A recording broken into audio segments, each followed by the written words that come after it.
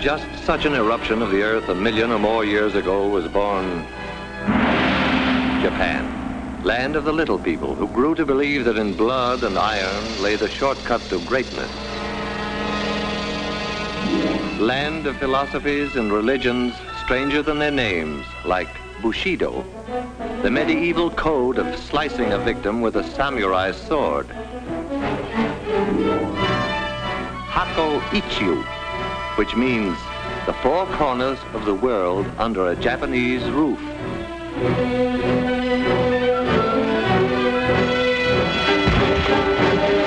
And Shinto, which assures its people that the answer to all things comes from the skies.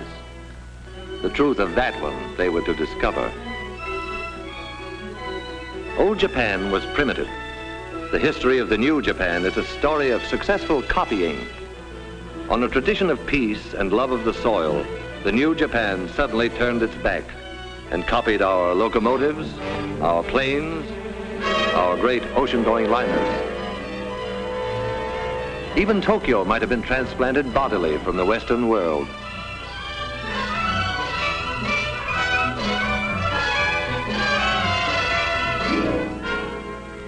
Japan's plans for world conquest were financed by the fine thread of an industrious caterpillar, woven into silk and stamped "Made in Japan" for its English-speaking customers.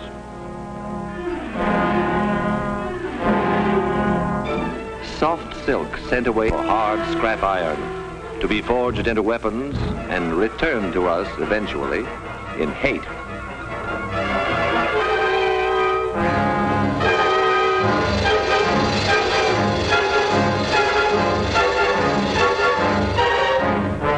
Made in Japan became a sentence of death.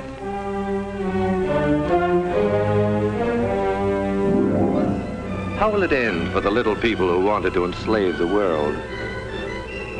The answer to that was to come, like the answer to all things, from the skies. Only when it came, it was to be stamped, "Made in America," as it was, for instance, on Doolittle Day, when the Hornet, the first Shangri-La, pointed her prow right at the heart of Tokyo.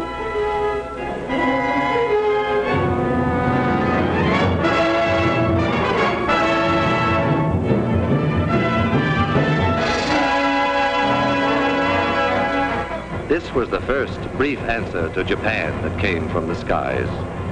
It was not to be the last. General Doolittle vowed, "We're going back to Tokyo, and we shall go in full array and with mighty allies." a weapon was ready.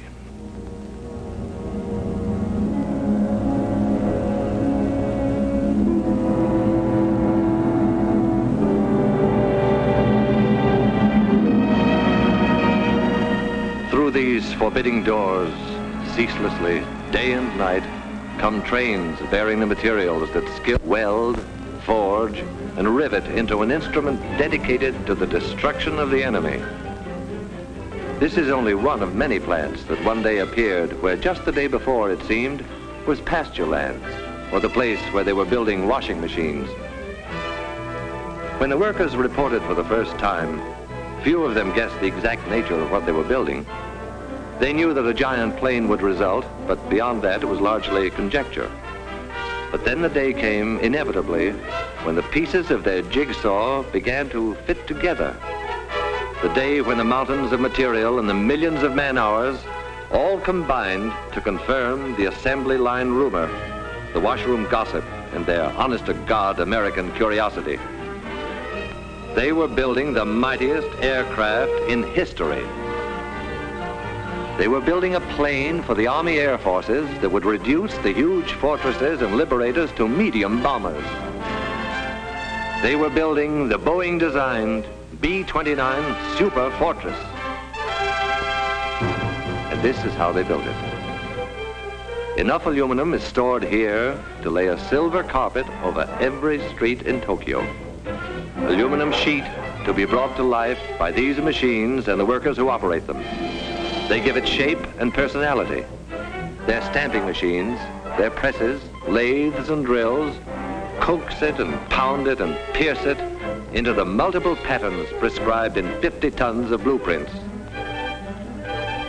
It was bauxite a month ago, dead in the ground. Miners dug it out of the Arkansas hills. And then in some distant factory, bauxite came in at one end, an aluminum sheet rolled out the other. One day from now, in the stratosphere above the clouds, it will mirror the sun. In a month, out of the ground and into the sky. These will be the wings to take it there.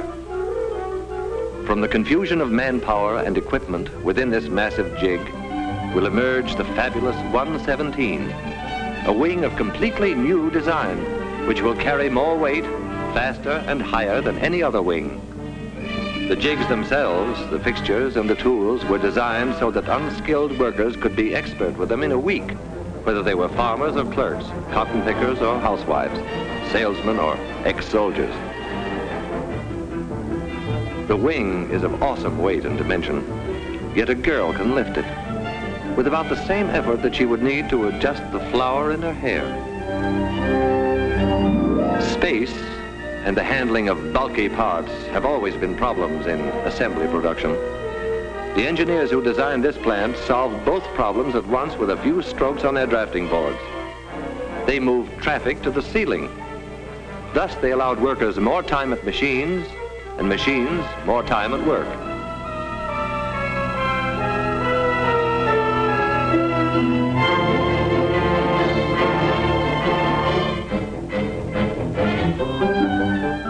Here is the wing in a more advanced stage. If the workers imagined for a moment that they were in a shipyard, it would be understandable. The Mayflower was shorter from stem to stern than each of these wings from tip to tip. All the pilgrims who landed at Plymouth Rock could curl up within the gasoline compartments in the wing and sleep no less comfortably than on their long Atlantic crossing. Each of these nacelles will encase an engine of 2,200 horsepower, 4 of them harnessed to one superfortress, 8,800 horsepower. What does that mean? Horsepower means more than 300 miles an hour. Horsepower means flying high enough to see all the New England states at once. Horsepower means victory in the air. When these skeleton nose sections are enclosed in aluminum and glass, they will be the most comfortable cockpits a bomber ever had. The windows cannot cloud or frost. The pilot's instrument panel is less complex than the dashboard of an automobile. Soundproofing allows talk without the interphone. And because the entire compartment is a pressurized tank, the air remains practically constant from prairie level to the rarefied atmosphere over the Himalayas. Back of the control cabin is the huge center section. Here the wings will be set. Here the bomb bays will hold the greatest weight of death ever lifted into the skies. Toward the tail, another big pressurized chamber will house the rest of the crew, except the rear gunner, who has a cabin to himself. If in some stratospheric emergency, a crew member must travel between front and rear pressurized compartments, he can slither through this connecting tunnel. An armor glass observation blister. Durable, crystal clear, eyes of every superfortress.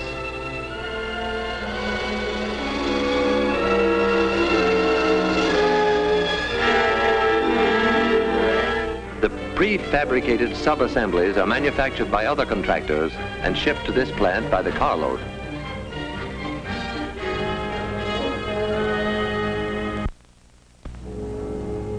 What has been shown here is being duplicated in plants all across the country.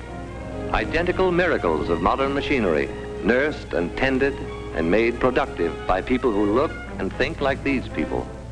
The fair, the dark, people with deft hands and unblinking eyes, the strong with their willing muscles, and those less strong but as willing, the braided schoolgirls, the white-haired grandmothers, the old young, the young old, the little ones and the less little ones, working together in intimate harmony. Their product, death. Their goal, peace. These workers are the lucky ones who see the finished product of their labor roll off the line. Every hour of every day, they are witness to this awe-inspiring ceremony, this tremendous wedding of material and man-hours, this climax in the history of man's conquest of the air.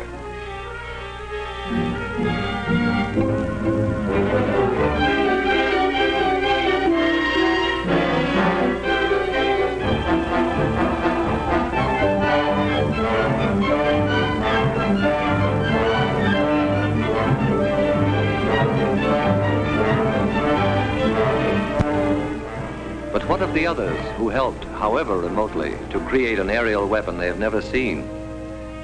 The lumberjack who felled the trees that became the blueprints of the B-29. The bauxite miner in the Arkansas hills, and the miner of iron and coal.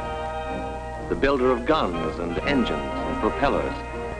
The grimy, sweating men who cast the cylinders and forged the crankshaft. The maker of tires, electrical equipment, instruments and safety wires. The citizens who paid for the superfortress with their purchases of war bonds.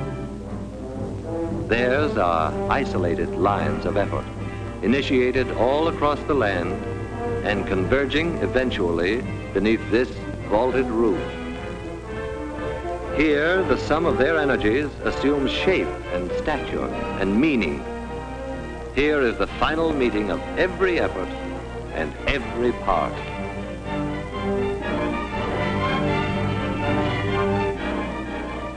A bold insignia will proclaim to the enemy that this is the proud new weapon of the United States Army Air Forces. But it is our plane, too, because we, the people, built it. We conceived it, financed it, gave it wings. We powered it and armed it, and our sons and brothers fly it. The function of the people's superfortress is to break the race who turn their backs on reason, to spin them around to face the peaceful way of living. It is the people's answer to all the sneak raids, all the death marches, all the stabs in the back. It is our memorial to the fighting men who were not afraid to die, who bought with their lives the time we needed to make the weapons to win the war.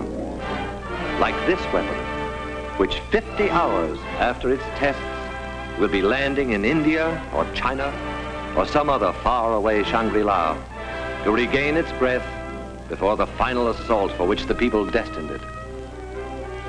Within the plant, work proceeds, but the workers cock their ears for a sound that regularly drowns the clatter of their tools. It is more than a sound. It is a song. This is the song they hear.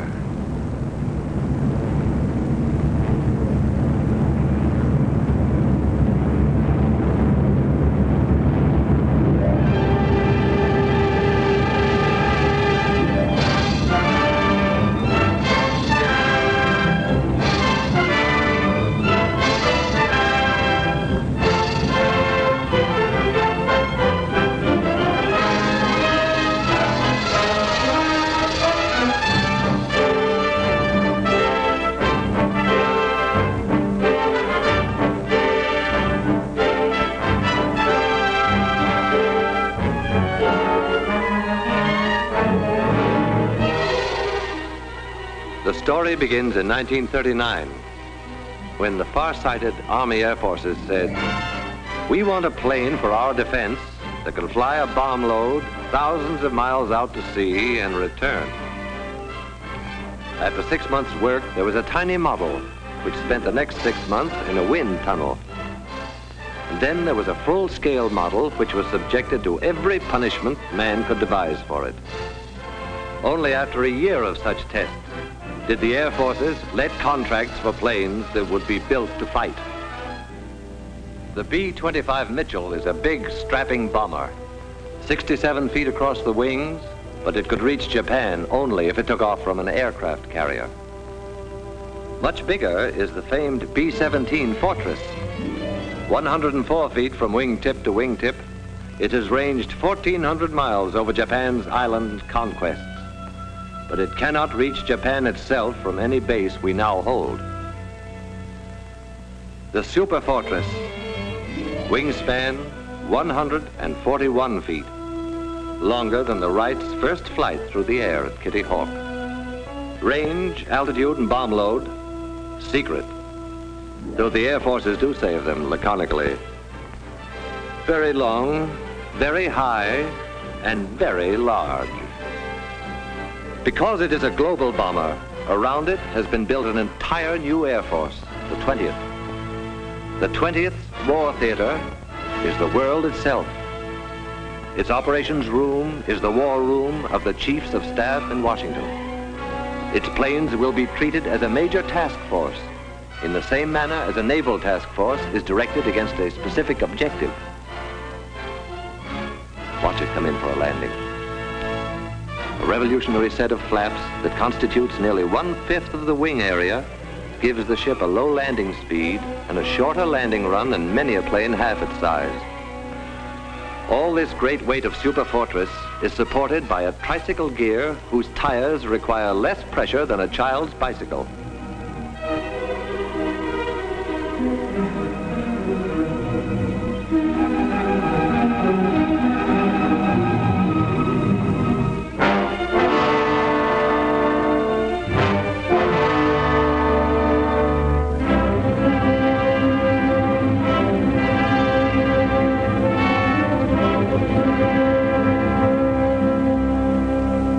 Somewhere in Western China, 500,000 nameless people wrote their magnificent chapter in the saga of the Superfortress. 2,000 years after their ancestors built the Great Wall for the defense of China, these farmers transformed saturated rice paddies into airfields for offense against a new invader.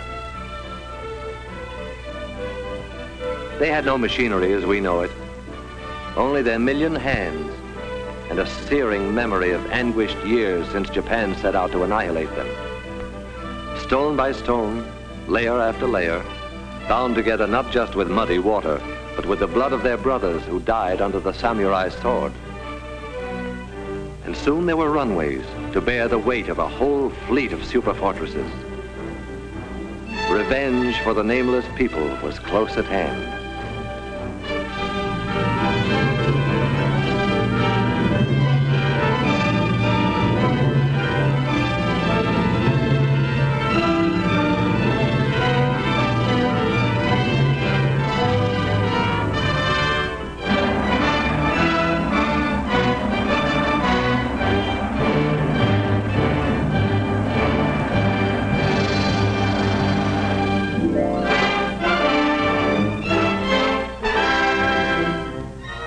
Even in China, land of miracles, the arrival of the Superfortress is an occasion for everyone to turn out in curiosity and in welcome.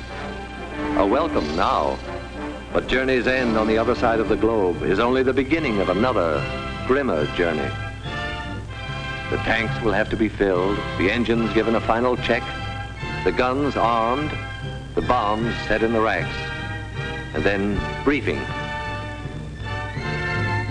And the assembled airmen will listen to words that a few years ago would have been fantastic, but today roll casually off a briefing officer's lips.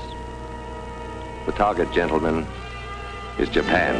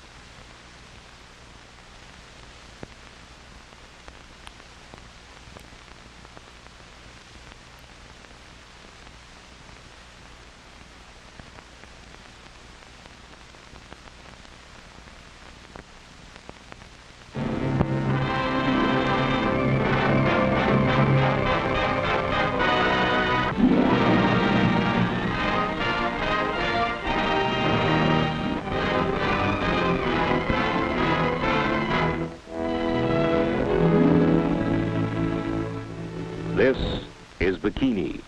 It is here that the military and scientific personnel of Joint Task Force 1 will conduct the tests with the atomic bomb.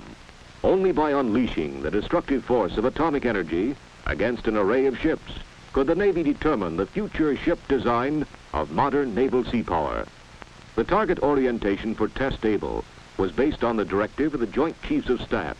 It required that the 90 ships anchored in Bikini Lagoon be so disposed as to secure graded ship damage ranging from maximum to minimum. The battleship USS Nevada, bomb aiming point, has been anchored at the exact center of the target array. Here to witness the completion of preparations is the President's Evaluation Commission. They will report the tests to the Commander-in-Chief. Lashed to the decks of ships are samples of military supplies and equipment. Airplanes, jeeps, trucks, and tanks, themselves targets on target ships. Animals were placed aboard some of the ships to substitute for military personnel. A study of their future life history will provide invaluable information. Steel towers 75 feet high have been erected on Bikini Atoll. Within these structures will be housed the remotely controlled cameras and specially designed scientific instruments that will record the data resulting from the blast. Many types of special motion picture and still cameras were encased in huge lead vaults. These unusual enclosures, built of reinforced concrete to withstand the primary blast action, were lined with thick sheets of lead to protect film from the effects of radioactivity, which would otherwise fog the sensitive material. To further protect film from the effects of radiation, sliding lead panels built over the camera ports and designed to close automatically will seal the vaults, making radioactive penetration impossible.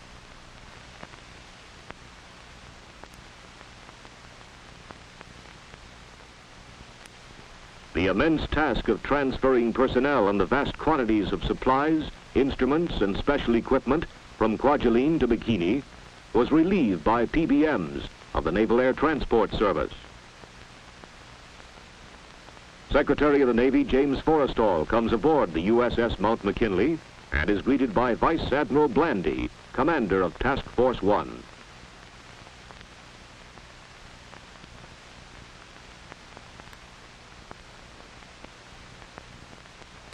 The Navy Secretary will be among observers witnessing the experiments. Preparations are now complete and crews abandon their ships. Shown here is Captain Low H. Bibby, commanding officer of the venerable old battleship USS New York.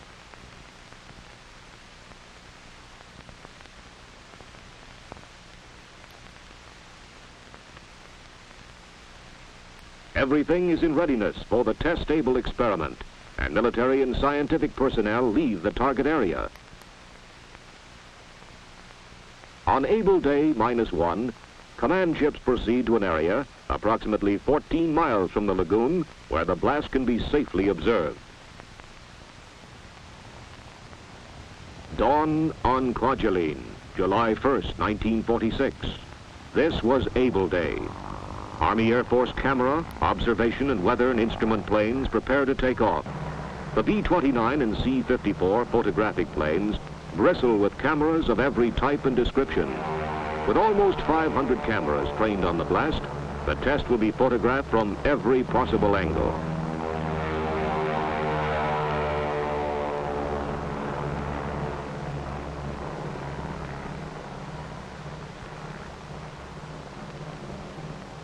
Poised on the loading ramp is the B-29 Dave's Dream, bomb-carrying aircraft.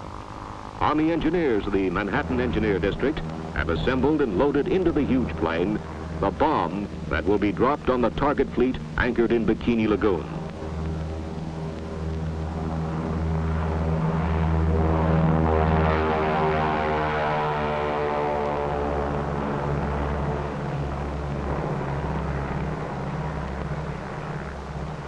With her escort of photographic and weather and instrument planes, Dave's Dream proceeds to the Bikini target.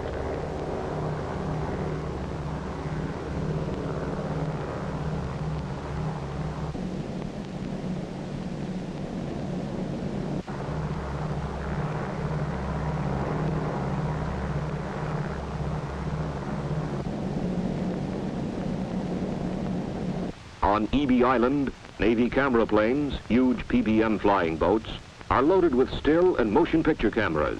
Accompanied by Air Force photoplanes, these ships will circle the target, photographing the atomic explosion.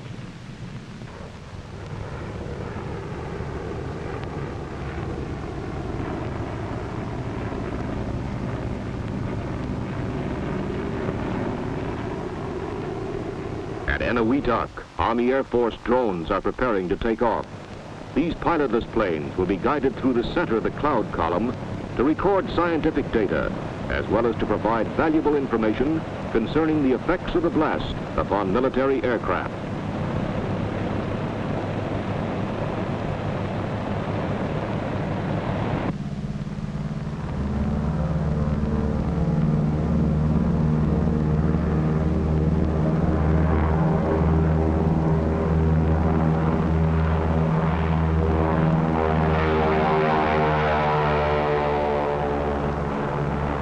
On board USS Shangri-La at sea, Navy F-6F mother control planes are catapulted from the carrier's flight deck.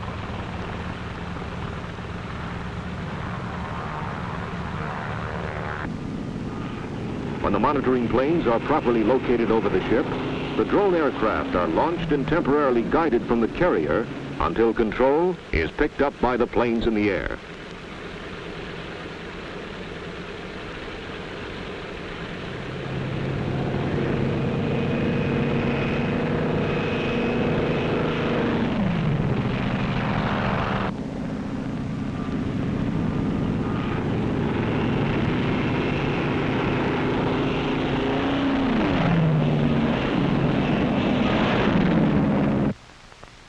Everything is in readiness now, and history is in the making. Observers at sea impatiently await the blast. 0 hour rapidly approaches, and cameras start to grind. Just before the explosion, blast gauges are parachuted into the target area from weather and instrument planes.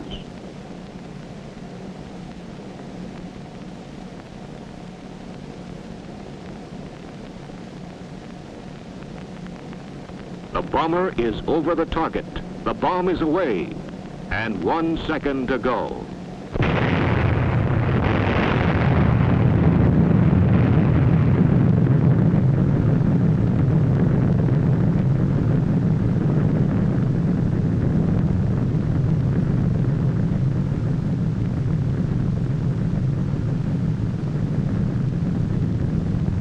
In the following view, the blast will be seen as was photographed in slow motion.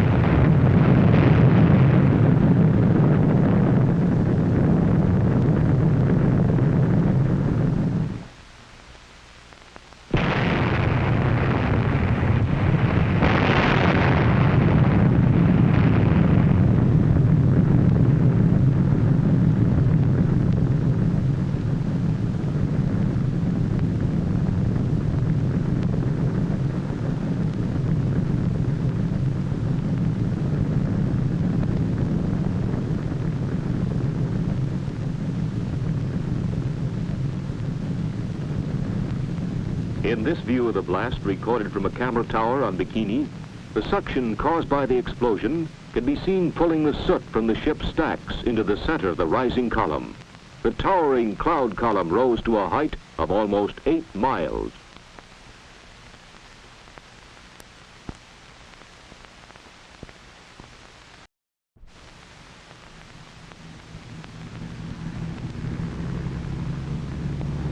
After dropping the atomic bomb, the B-29 Dave's Dream returns to her base at Kwajalein.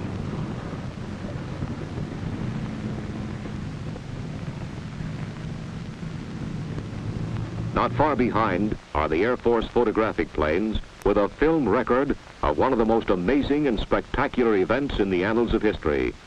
Cameras are removed from the planes and the exposed film forwarded to photographic centers for processing and distribution.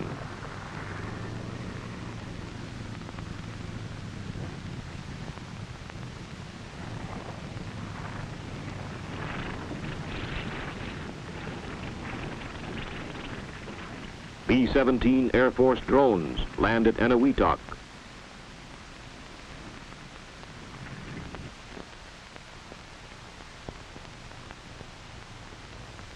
These planes, guided through the center of the cloud column, gathered radioactive dust particles in large filter bags suspended from bomb racks. The deadly radioactive dust bags are removed and carried to laboratories for testing and analyzing.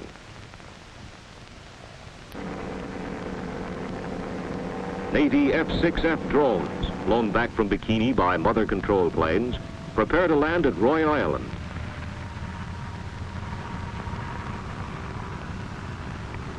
When the drone's near the ground, air control is switched to the ground control officer at the edge of the flight strip, who lands the pilotless aircraft.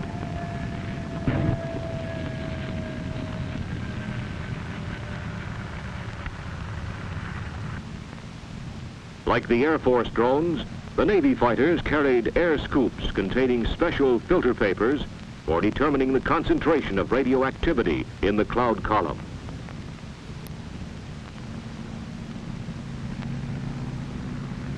Crews removing the dangerously radioactive materials were carefully indoctrinated in the procedure of handling such objects in order to avoid lethal burns from the fission products, deadly gamma and beta rays.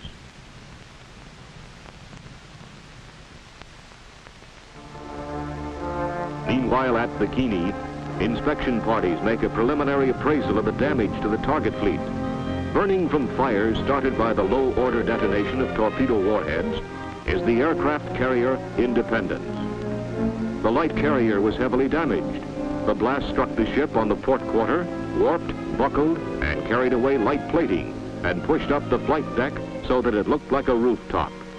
The Independence-class carriers are built on lightly constructed cruiser-type hulls, which accounts in part for the heavy damage.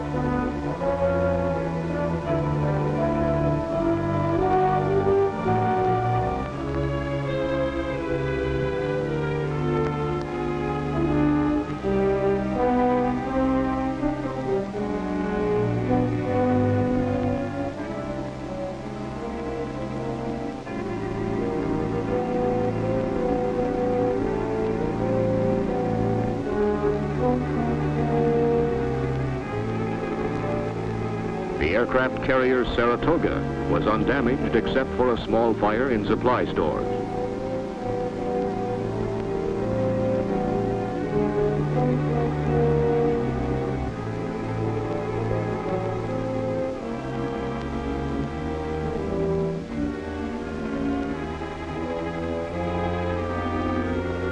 The battleship Nevada, target ship of the array, suffered moderate superstructure damage and the deck aft was buckled.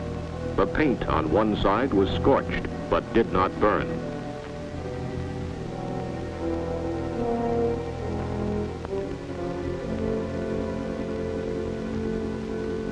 The period between the Test Able and Test Baker experiments was an extremely busy one. The immense task of making detailed and comprehensive inspections, recording data, and reorienting the entire target fleet for the underwater test was completed. During this time, Vice Admiral Blandy flew to Rongerik to see King Judah, ruler of Bikini. During the friendly visit, the Admiral presented King Judah with several gifts.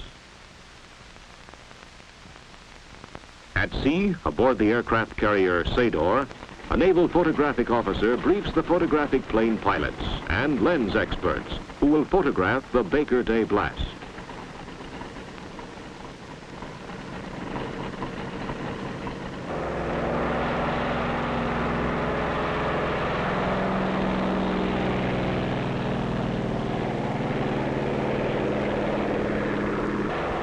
Also taking off from the carrier are control planes that will guide the radio-controlled drone boats.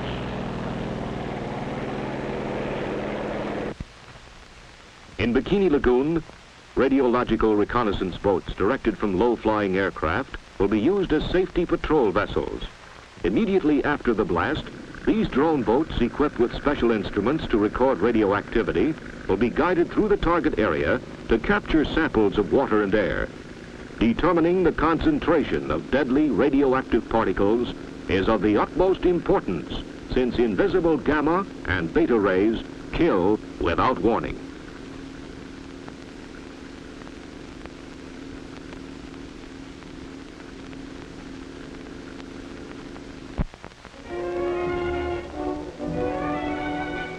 Aboard the firing ship USS Cumberland Sound, the Los Alamos group of the Manhattan Engineer District enter the timing laboratory, where the radio transmitters and specially constructed instruments for detonating the bomb are located. The timing laboratory scientists pass into the master control room. Dr. Marshall Holloway, leader of the Los Alamos group, unlocks and personally throws one of the master transmitter switches.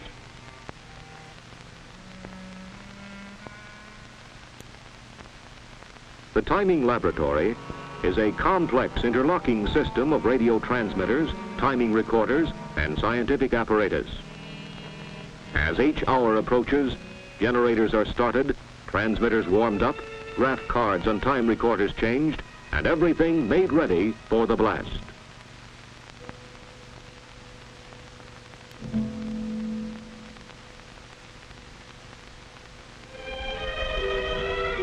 H hour minus 2 minutes is broadcast from the ship, and all hands stand by. Sitting at the central console switchboard with a microphone is Dr. Ernest Titterton, assistant to Dr. Holloway. As he announces H hour minus 30 seconds, Dr. Holloway throws the 30-second switch.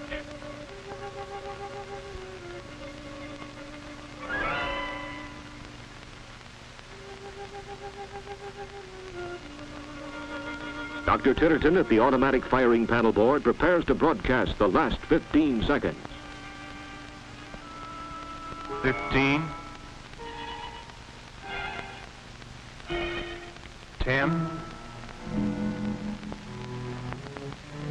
5, 4, 3, 2, 1, fire.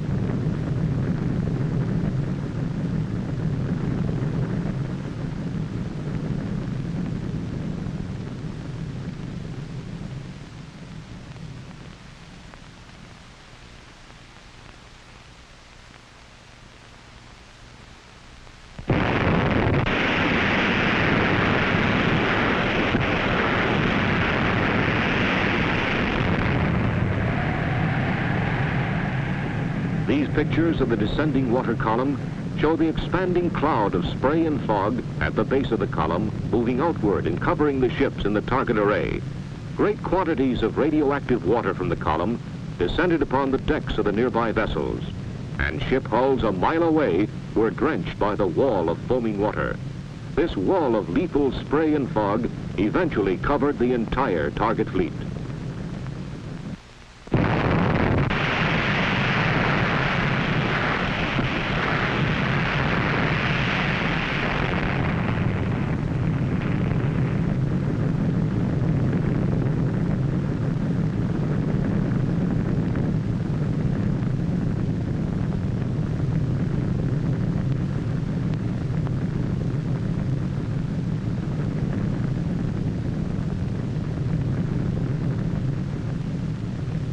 The next scene is a spectacular aerial view taken from directly over the blast.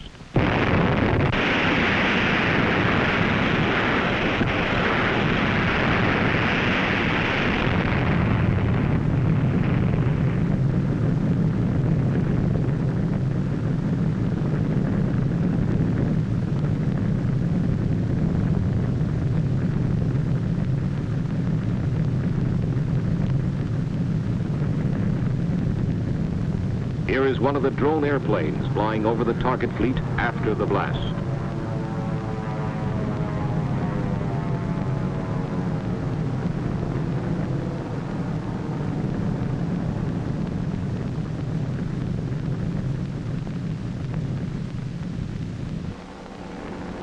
Photographic planes return from Bikini and land on their floating bases at sea.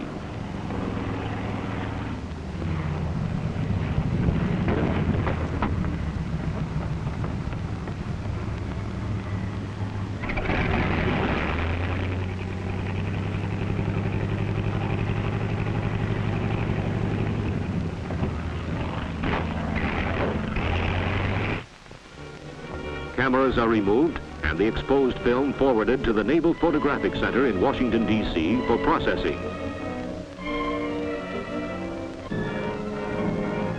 Despite the presence of radioactivity, safety patrols immediately entered the lagoon for a preliminary appraisal of the damage. In an effort to reduce dangerous contamination, ships were sprayed with water and special chemicals so that inspection parties could board them.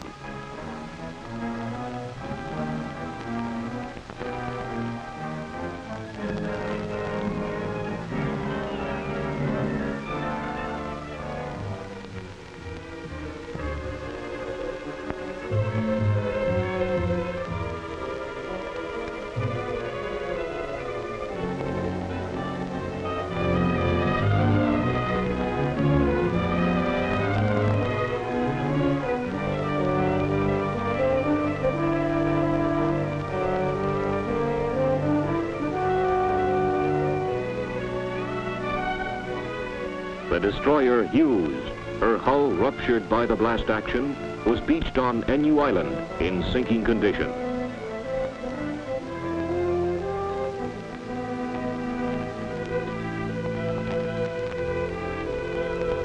Admiral Blandy, General Kepner, and Admiral Parsons survey the damage in the target array. Shown here is the Japanese battleship Nagato, which flooded and capsized 5 days after the blast.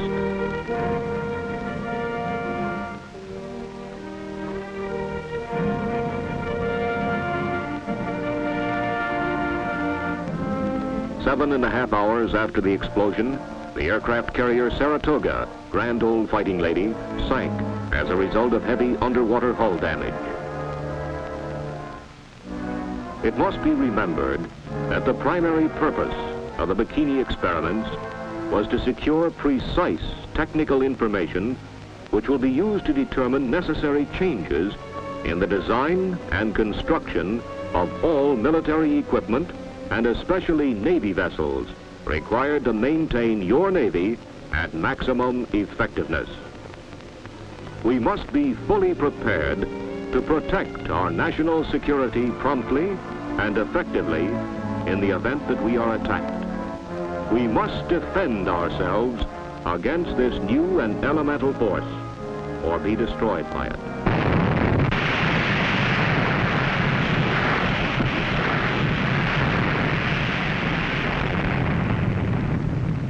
This is Crossroads.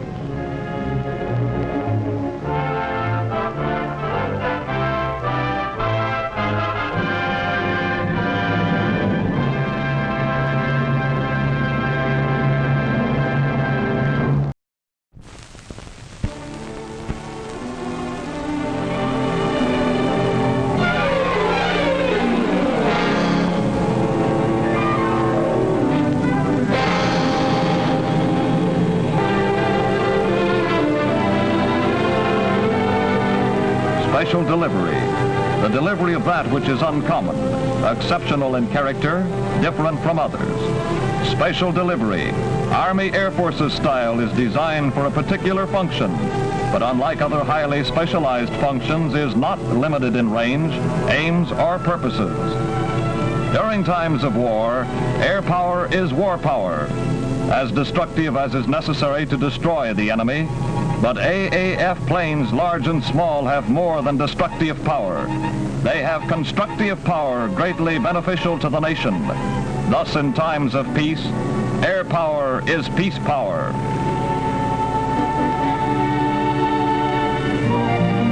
During war, instantaneous delivery was a daily function. Rear penetrations delivered at a moment's notice to assist pushing, back-breaking assaults of the ground forces sometimes meant the difference between victory and defeat.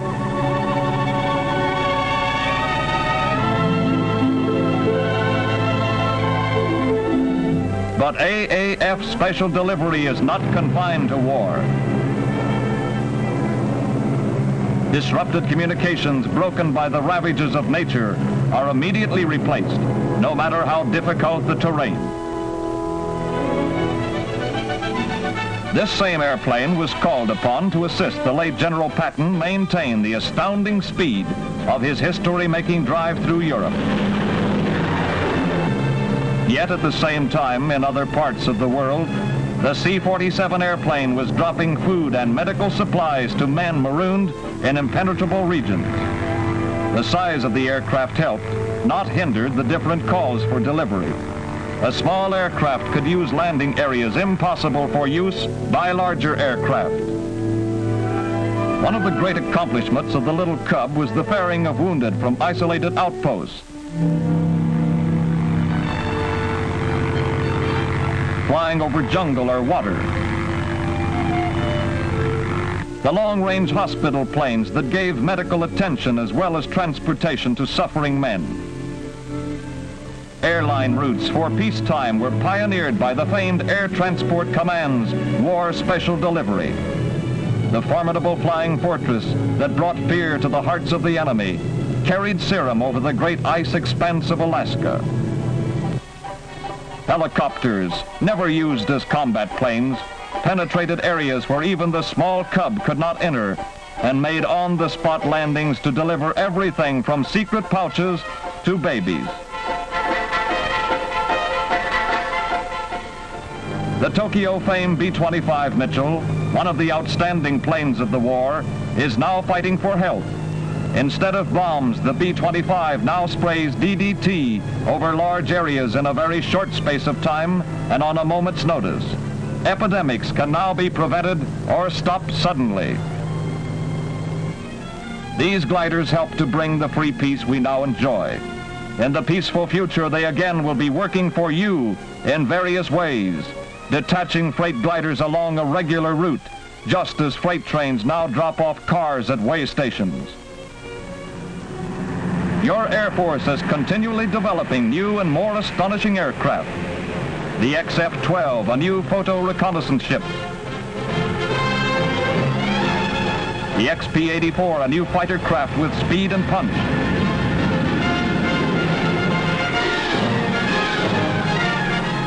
The small flying wing and the giant XB-35. The C-74, one of the world's largest. The AAF dreams of today will be the aircraft of tomorrow. The B-29, one of the most favored of our Sky Armada, spread long-range death and destruction on the Japanese enemy and proved the vulnerability of their home islands to air attack.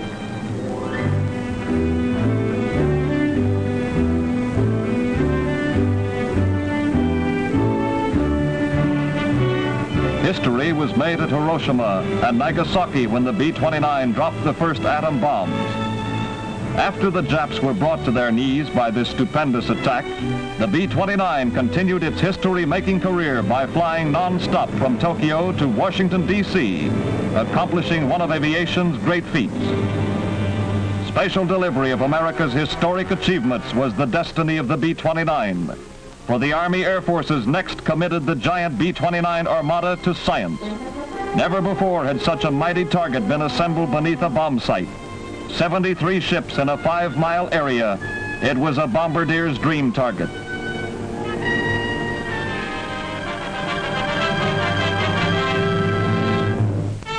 On Kwajalein, the ground crews prepared for crossroads, fully aware of the watchful eyes of the world.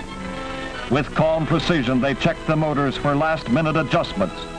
Each entire aircraft was given a final tune-up. Special equipment long kept under protective covers against the elements was brought out and installed. The last rehearsals are held with the drone planes. carriers of all kinds of scientific instruments for measuring the effects of the blast. The ground beep pilot takes the plane off the ground.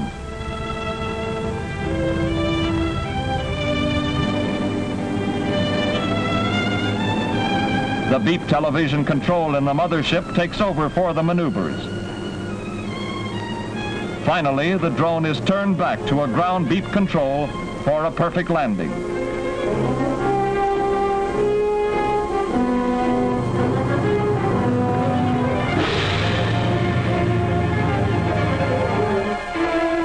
The mighty A-bomb was carefully loaded into Dave's Dream, the ship chosen to carry and drop the bomb.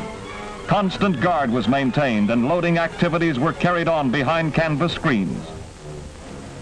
Aboard the target ships, last-minute preparations were also underway.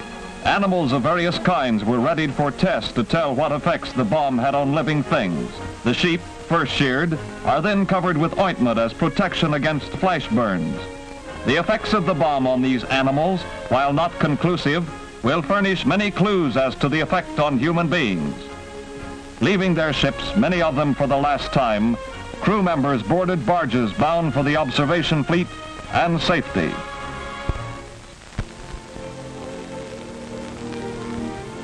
Early morning, July 1st, 1946. Able Day in the Pacific, D-Day of Operation Crossroads. One of the world's largest aircraft, carrying a tiny particle of atomic energy, speeded down the runway for science. AAF special delivery of man's most terrible secret, a delivery timed to the split second. Scientists, statesmen, military men, and John Q. Public all over the world had turned their eyes toward Bikini. Many precautions were taken to prevent injury to the personnel. All men of the observation fleet were warned against exposing their eyes to the flash following the burst. To give further protection against flash exposure, black-lensed Air Force gunner's glasses were provided for those whose duty necessitated watching the burst. Youth and years of scientific study combined to test the power of the atom. Young men with war-tempered nerves, steeled in battle, awaited coolly for bomb away. Learned scientists awaited tensely below to study the effects. As the metronome ticked away the eventful seconds, the world in questioning suspense waited. Unspoken was the question, what will happen?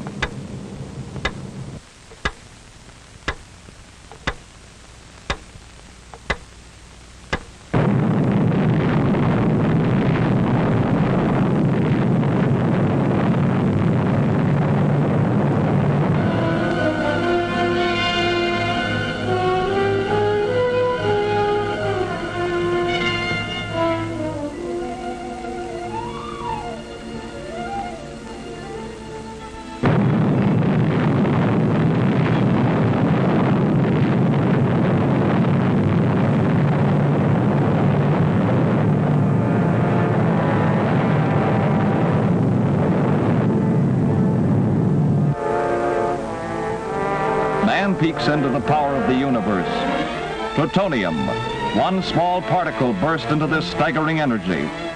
Temperature at the explosion center is perhaps 100 million degrees Fahrenheit. The terrific pressure caused winds up to approximately 1,000 miles per hour. The radioactive vapor and debris rose to 5 miles and lasted an hour before dispersing.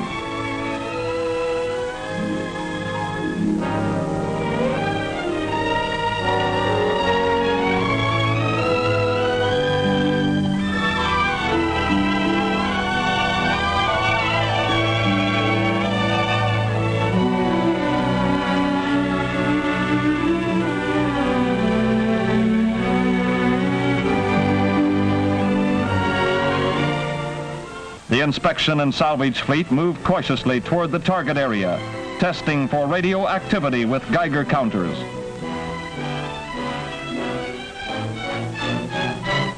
Firefighters brought the flames under control, preparing the damaged vessels for boarding and examination. Scientific instruments were removed from the ships, and given to the laboratories for careful study. X-ray and high-speed atomic particles, both deadly types of radioactivity, were discovered. Heavy damage was sustained by a large part of the target ships. The Saratoga was severely hit. The Jap cruiser Sakawa was damaged so badly that it later sank.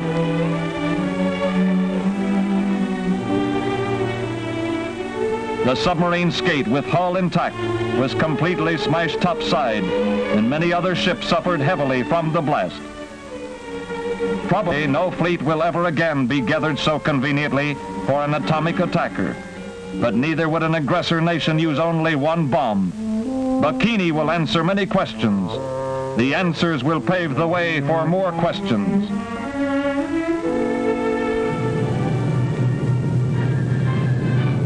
The never-ending stream of questions of the future can only be answered by continuous study today. Science seeks through research and development.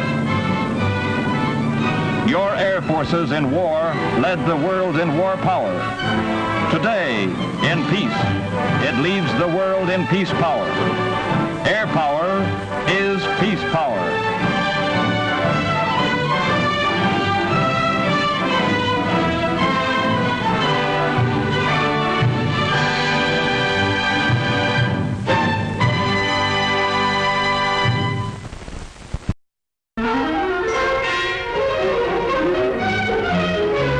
At Edwards Air Force Base, a B-52 mother plane carries aloft the X-15 rocket plane for another in the painstaking series of development tests leading up to the epic mission for which it was designed: to carry a man beyond the fringes of the Earth's atmosphere and to return him to the ground. The X-15 is cut loose 7 miles over the Mojave Desert to fall free and glide back to Earth, testing the stability of the most radically different aerodynamic structure ever engineered.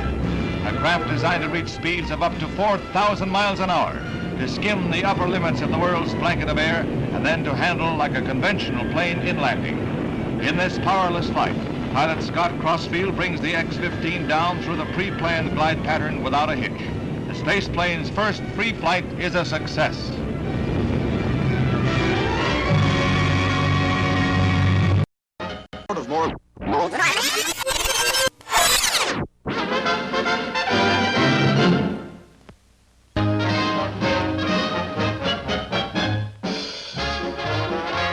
Of more than 5,000 jams Washington Airport to roar their welcome to President and Mrs. Eisenhower as they return from a 7-week hospital stay in Denver. The President's daughter-in-law and son are the first to greet them and are followed by Vice President Nixon and former President Hoover. Smiling and looking fit, the President says thanks. President Hoover, Mr. Vice President, my very dear friends, I am deeply honored that so many of you should come down to welcome Mrs. Eisenhower and I back to Washington. It's been a little longer stay than we had planned, but the circumstances you will understand. I am happy the doctors have given me at least a parole, if not a pardon, and I expect to be back at my accustomed duties, although they say I must ease my way into them and not bulldoze my way into them. To each of you who have come down, of course, we would like to speak personally and thank you for the honor you have done us. That is impossible, and so possibly in just saying thank you, we are grateful, you will understand what we would like to do, and you will let the wish take the place of the deed. Thank you very much indeed. Another 200,000 line the streets as the chief executive drives to the White House, where he spends the weekend before proceeding to his farm at Gettysburg.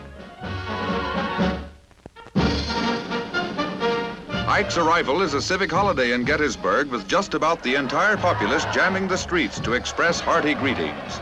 A day of wonderful excitement for all concerned, including the convalescing chief executive and the First Lady, who gets a special birthday greeting all her own.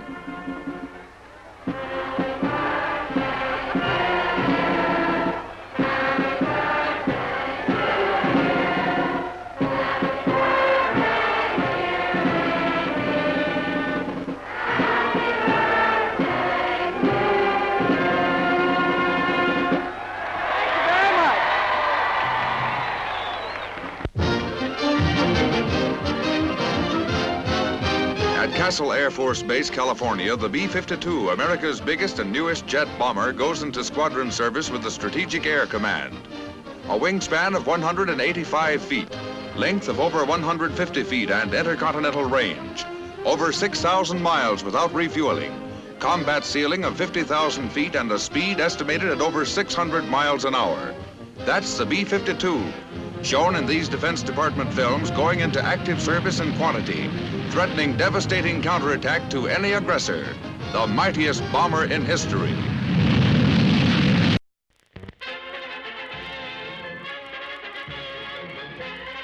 The nuclear submarine George Washington is loaded with 16 Polaris missiles at Charleston, South Carolina. Each will have an H-bomb warhead, fitting the atomic submarine to make naval history on its first operational mission. In destructive power, 16 Polaris missiles match all the bombs dropped in World War II. Coupled with the nuclear sub's unlimited cruising range while submerged, they bring some 90% of Russia's major cities within striking range.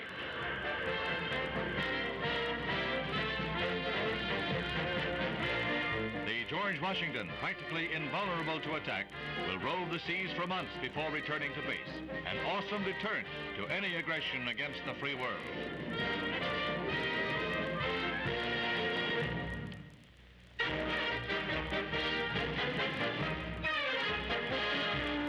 The Discoverer 17 satellite is launched into north-south orbit from Vandenberg Air Force Base, California. After more than 1 million miles and 31 passes over the Earth's poles, a capsule is released over the Pacific, where a flying boxcar waits to grapple the descent chute. A miss on the first try, but the second makes the connection.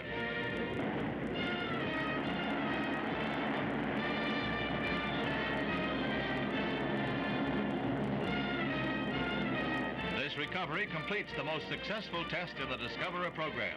It is the first in which the rocket engine of a satellite was restarted in orbit, in itself a major stride forward in space technology. The recovered capsule carried biological specimens, including artificially grown human cells, which will give vital knowledge of environment for putting a man into space.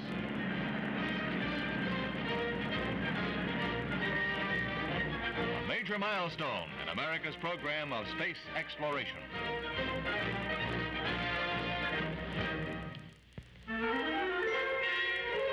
A B-52 jet mother plane carries the X-15, half rocket ship, half airplane, aloft from Edwards Air Force Base for its first test flight with a mighty new engine, producing 57,000 pounds of thrust, more than 3 times the power of the first engine that has already carried it to record speeds and heights. The X-15 drops free at 45,000 feet for a flight at less than half thrust.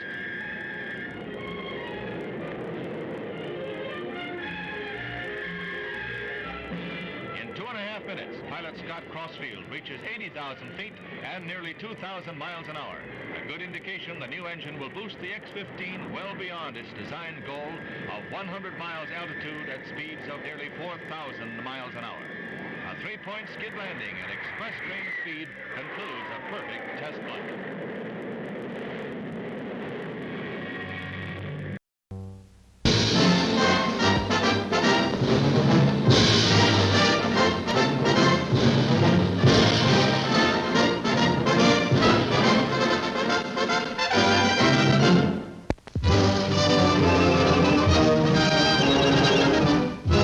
Once again, Bikini Atoll becomes the scene of the most dramatic nuclear explosion of all. For days, the target center and observation posts buzz with activity as weather planes circle the entire blast area, waiting for the most ideal conditions that will prevent disastrous radioactive fallout, the most difficult problem that must be solved in the Titanic blast.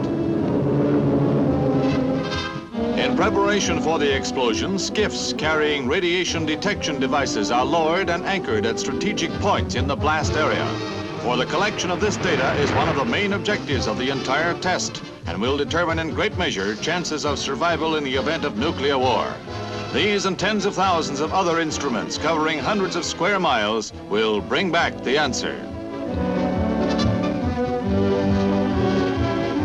Trace rockets will capture samples of radioactive clouds.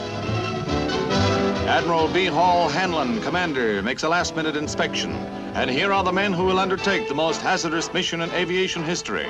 They receive a final briefing from the B-52's commander, Major Dave Critchlow. They must drop the bomb from 55,000 feet to explode 15,000 feet over the target area, where these instruments will measure heat and radiation.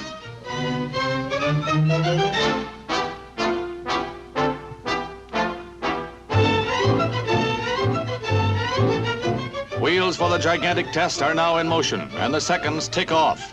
Far below the target island of Namu stands outlined with a cross of lights and its radar installation. Once again, weather planes make a last-minute check.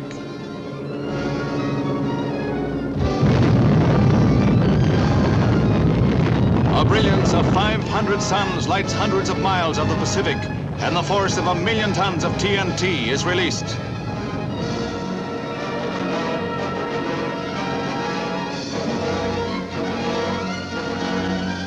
"15 seconds later, the light is still unbearable.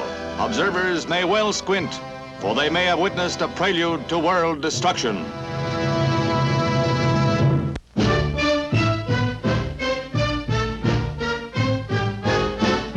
To the mile-high plateau of Hurricane Mesa in Utah for Air Force supersonic research. Here, a rocket sled tests pilot safety equipment by simulating the fantastic stresses of supersonic flight.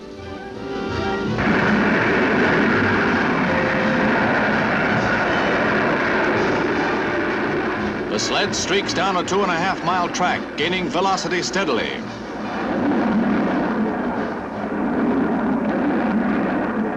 At peak acceleration, the dummy is ejected to hurtle over a 1,000-foot cliff, the most drastic trial of the safety gear that spells life or death for America's airmen.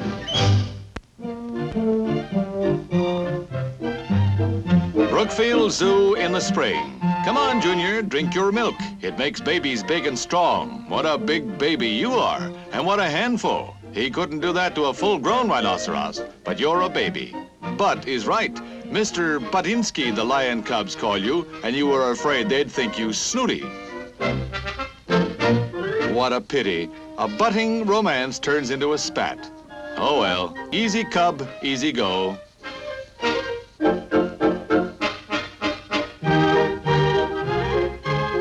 Grandpappy Porker has his nose up in the air, but he's not snooty, just snouty. Official greeter for the new children's zoo is this baby orangutan. He just loves children. Children love him too, but he's just wild about himself. Packed in like sardines is an apropos remark at this point, the point being Ray Lichtenberg's fishing resort in Seattle. Here assembled to fish through open boards in the dock are several thousand kids of all ages, erstwhile Isaac Waltons. That's a good line, but we'll yank it just the same before somebody gets hooked with it. Fish were hooked too by those who know the angles and how to untangle.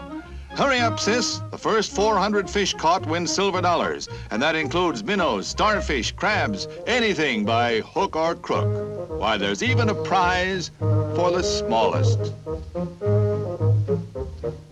As the returns come in, there's one resounding vote for calling it a day. But the majority are wide awake to wide selections of seafood for supper, even starfish. I knew there was a catch to it, and they caught it.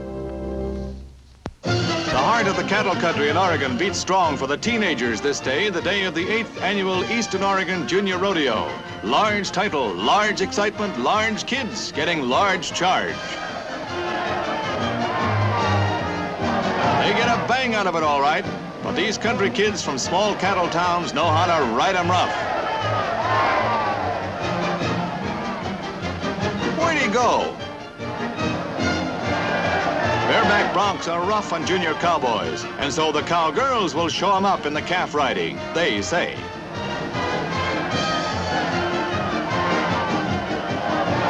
Oh, come on, sis, you're not hurt. Well, only your feelings are hurt. Let a man show 'em. Never mind who shows him, but somebody. Maybe she can.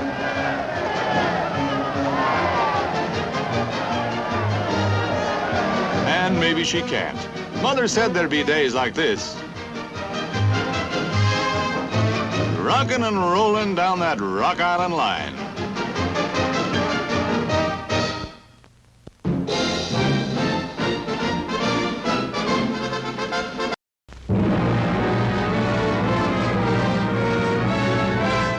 Major Robert M. White steps from a van at Edwards Air Force Base to go aloft in the X-15 for an assault on the altitude record now held by that craft. The stubby-winged X-15 is carried skyward by a B-52 mothership. Today it's planned to release White and his plane 45,000 feet over Nevada. Previously, the X-15 has flown 46 7/10 miles high and has hit speeds of 4,100 miles an hour.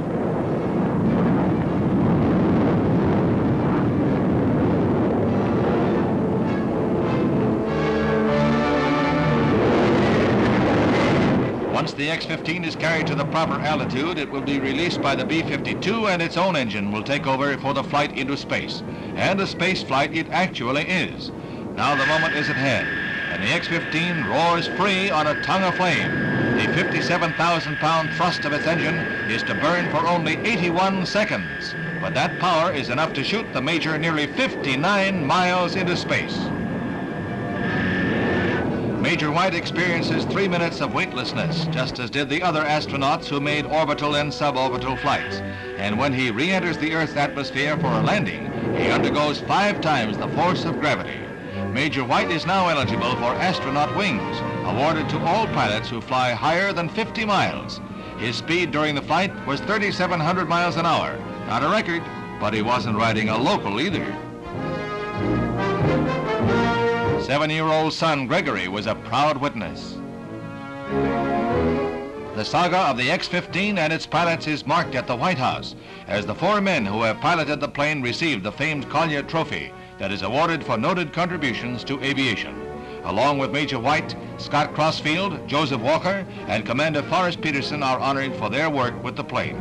Honors for men of daring who have contributed greatly to the conquest of space.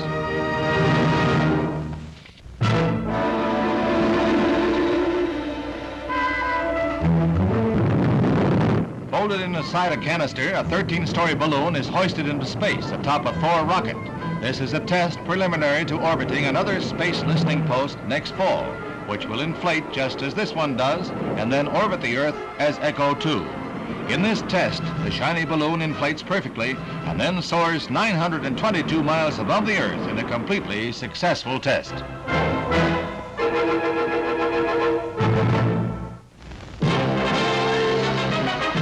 A true life story straight out of Horatio Alger comes to a climax with the announcement that Mayor Anthony Calabrese of Cleveland is to be the new Secretary of Health, Education, and Welfare. His rise from newsboy to a national political figure has been phenomenal. He was elected mayor of Cleveland 5 times before being tapped by the president to succeed Abraham Ribicoff in the cabinet post. Mr. Ribicoff will campaign for a Connecticut Senate seat.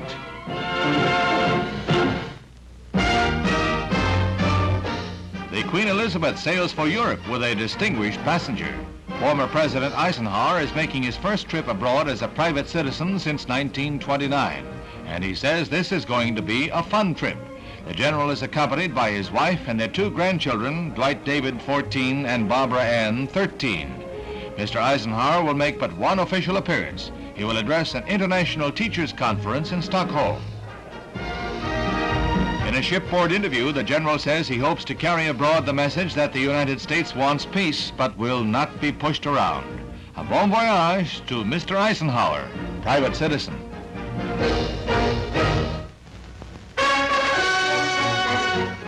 At Tlemcen in northern Algeria near Oran, the new nation's vice premier, Ben Bella, has set up heavily guarded headquarters in an old resort hotel. Ben Bella is feuding with Premier Ben Keda, a feud that exploded into an ever-widening rift when the premier fired 3 high army officers. Ben Bella wants them returned to power, and he is favoring a one-party rule, something most Algerian leaders fear. A secret council is trying to resolve the differences. The curtain rises on the greatest military experiment ever undertaken, the atom bomb tests at Bikini. The battleship Pennsylvania drops anchor in the lagoon.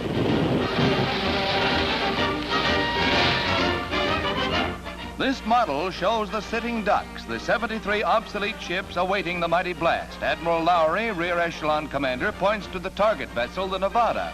Awaiting the actual blast pictures, we know the Nevada, though in the center of the area, was only lightly damaged. The heavy cruiser Pensacola was badly battered, as was the battleship Arkansas. Half of the vessels in the target area were either sunk or damaged. Several captured Axis ships were used as guinea pigs, the German Prinz Eugen and the Japanese battleship Nagato. Inspecting the latter is Admiral Blandy, Army and Navy Joint Task Force 1 Commander. The Japanese light cruiser Sakawa foundered under the terrific impact, and the aircraft carrier Independence blazed fiercely for hours. The veteran Saratoga escaped again. The old Sarah withstood torpedoes and kamikaze and ran up a mighty proud record. Hundreds of pieces of equipment and armor lashed to the decks will provide data for the scientists. Thousands of specially constructed instruments will furnish their records of radioactive rays and what happens at the awful core of an atom blast.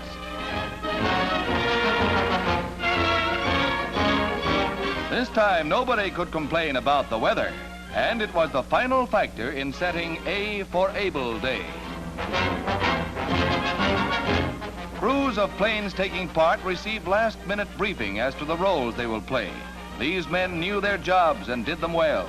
The Army is justly proud of them, and of the mechs and weaponeers, men of the ground crews, who had the planes in tip-top shape for A Day.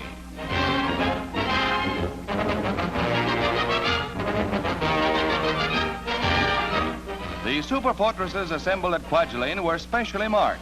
B for bombers, along with sister ships for charting weather data. The arrows indicate instrument planes, while those bearing the letter F are photographic ships. Cameramen are briefed on the eve of the takeoff. More cameras were trained on the Bikini Blast than at any other single event in world history. The film record of Operation Crossroads required the services of hundreds of men and tons of film. What they record provides science and the military with clues to the future of atomic power. This B-29 will go down in history. Dave's dream, mighty link between the present and the future, and her crew ready and waiting. Major Swankett, pilot, and Major Wood, bombardier, were selected for the job on the basis of their excellence in competitive trials. Major Wood had his fingers on the pulse beat of the world when he released the bomb over Bikini Atoll. Yes, there was a lady aboard, Fritzy by name and air-minded by nature.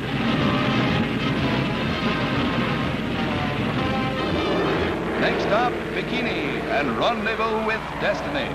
One world awaits the final verdict on Operation Crossroads.